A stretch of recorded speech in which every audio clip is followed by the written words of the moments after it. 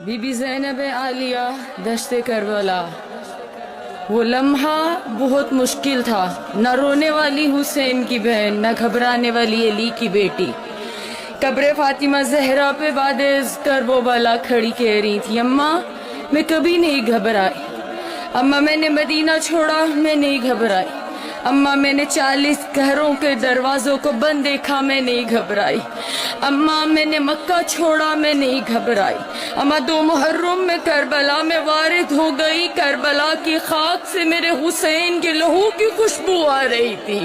اماں میں نہیں گھبرائی، اماں 7 محرم کو ہم پہ پانی بند ہو گیا، اماں میں نہیں گھبرائی، اماں 9 محرم کی شب آ گئی، میرے بھائیوں کی زندگی کی آخری رات آ گئی، اماں میرے اکبر کی زندگی کی آخری رات آ گئی، لیکن میں نہیں گھبرائی، اماں شب عاشور ڈھلتی رہی میں نہیں گھبرائی، اماں میں نے اپنے جوان بیٹے کو جسے 18 سال میں نے پردوں میں پالا، اماں میرے اکبر نے زندگی کی آخری آذان دشت کربلا میں دی، اماں میں اپنے لال کی آذان سنتی رہی میں نہیں گھبرائی، اماں میرا اکبر مارا گیا میں نہیں گھبرائی، اماں میرے جواں کے سینے میں برچھی لگی میں نہیں گھبرائی، اماں میرا 13 برس کا پامال ہو گیا قاسم میں نہیں گھبرائی، اماں میں 70 قدم پہ کھڑی دیکھتی رہی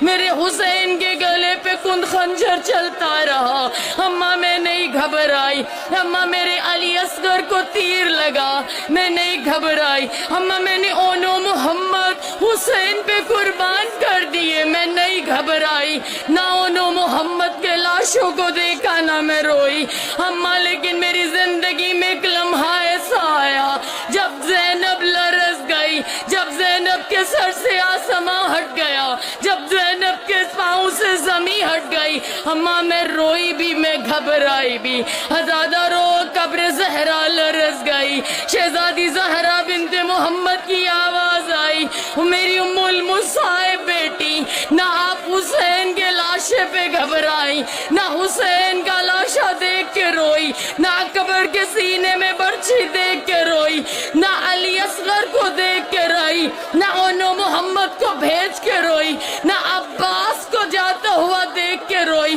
نہ عباس کے ٹکڑوں کو دیکھ کے روئی، نہ عباس کے بازو کو قلم ہوتا ہوا دیکھ کے روئی، نہ بازار شام میں نہ روئی، نہ دربار شام میں روئی، تو زینب روئی تو روئی کہاں؟ میری شہزادی نے جو ماتم کرنے آئے ہو زادارو، میری شہزادی نے جواب دیا، اماں شام غریبہ تھی، اماں میرے بھائی مارے گئے، اماں میرے جواں مارے گئے، نہ میں روئی نہ میں گھبرائی، اماں لیکن دشت کربلا شام غریبہ جب میرے بھائیوں کے قاتلوں نے ہمارے خیام کو لوٹا،